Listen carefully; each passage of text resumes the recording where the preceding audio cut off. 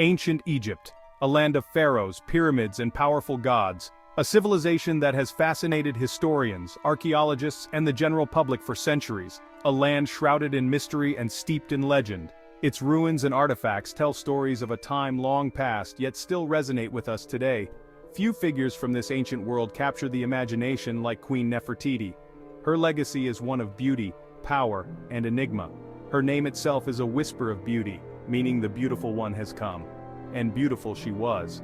Her visage has become one of the most recognizable symbols of ancient Egypt.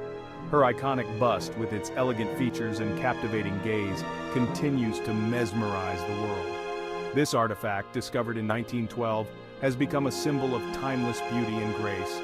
But Nefertiti was much more than a beautiful face. She was a woman of immense influence and power. She was a powerful queen, a religious icon, and a key player in one of the most tumultuous periods in Egyptian history. Her influence extended beyond the palace walls and into the very fabric of Egyptian society. Nefertiti's origins remain a mystery. Despite extensive research, much about her early life remains unknown. We don't know for sure where she was born or who her parents were. This lack of information only adds to her enigmatic allure. Some scholars believe she was of royal blood, while others suggest a more humble beginning. Theories abound, but concrete evidence remains elusive. What we do know is that she rose to become the great royal wife of Pharaoh Akhenaten, one of the most controversial rulers of ancient Egypt. Her ascent to this position marked the beginning of a significant chapter in Egyptian history. Her reign marked a period of radical change and upheaval, a dramatic shift in religious and political power that would forever alter the course of Egyptian history. This era was characterized by a bold departure from tradition. Nefertiti lived during the tumultuous 14th century BC. This was a time of great change and uncertainty. This was the period of the New Kingdom, a time when Egypt was at the height of its power and influence. The civilization was flourishing, and its reach extended far and wide. The pharaoh was considered a living god, the intermediary between the people and the divine. This belief was central to the Egyptian worldview, but Akhenaten, Nefertiti's husband, would challenge these long-held beliefs, ushering in an era of religious revolution that shook the very foundations of Egyptian society. His vision was radical and transformative, and Nefertiti was right there beside him, a powerful figure in her own right. She was not merely a consort but an active participant in this revolutionary period. The reign of Akhenaten and Nefertiti marked a stark departure from traditional Egyptian beliefs.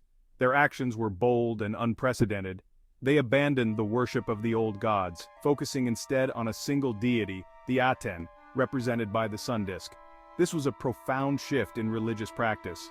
This new religion, known as Atenism, was a radical departure from the polytheistic beliefs that had dominated Egypt for centuries. It was a monotheistic faith centered around the worship of the sun.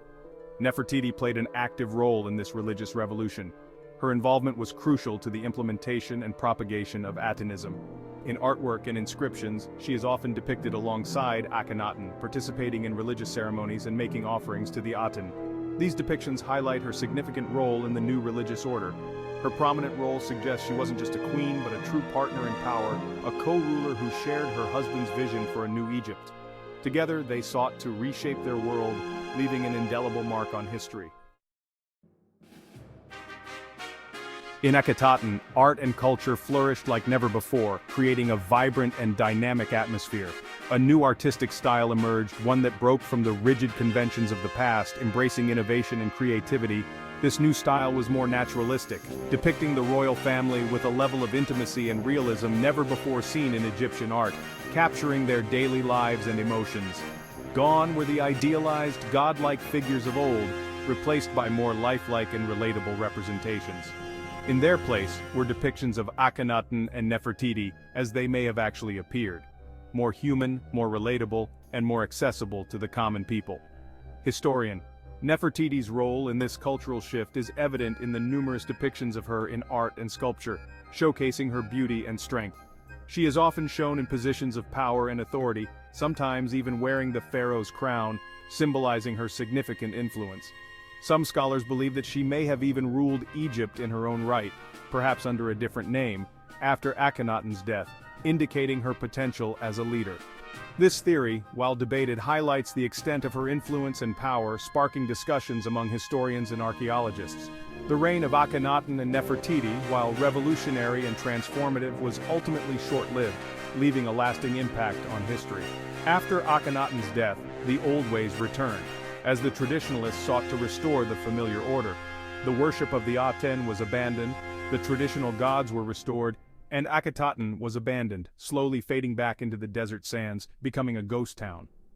The new pharaoh, Tutankhamun, Akhenaten's young son, oversaw a return to the old order, reinstating the practices of the past. And with this return to tradition came a concerted effort to erase the memory of Akhenaten and his radical reforms, as if to wipe away his legacy. Monuments were destroyed, inscriptions were defaced, and the names of Akhenaten, Nefertiti, and their followers were struck from official records, an attempt to rewrite history. Yet despite these efforts, the legacy of Akhenaten and Nefertiti endures. Their impact on art and culture still felt today, a testament to their revolutionary vision. Before Akhenaten's reign, Egyptian religion was polytheistic, with a pantheon of gods and goddesses worshipped throughout the land. The most powerful of these deities was Amun, the king of the gods, whose temple at Thebes wielded immense political and economic power. Akhenaten's decision to elevate the Aten, a relatively minor sun god, to the status of the sole god was nothing short of revolutionary. He closed the temples of the old gods, confiscated their wealth, and demanded that all worship be directed towards the Aten. Egyptologist. This religious revolution was not just about replacing one god with another, it was a complete overhaul of the existing power structure. By sidelining the powerful priesthood of Amun, Akhenaten consolidated his own power and authority.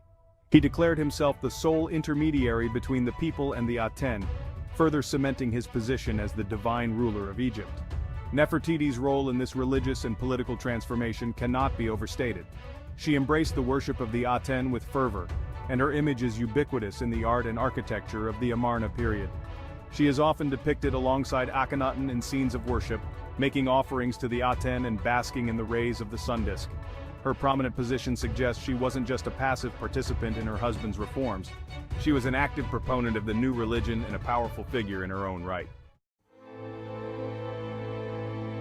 For a time, Akhenaten and Nefertiti ruled their new city of Akhetaten, a beacon of their revolutionary vision.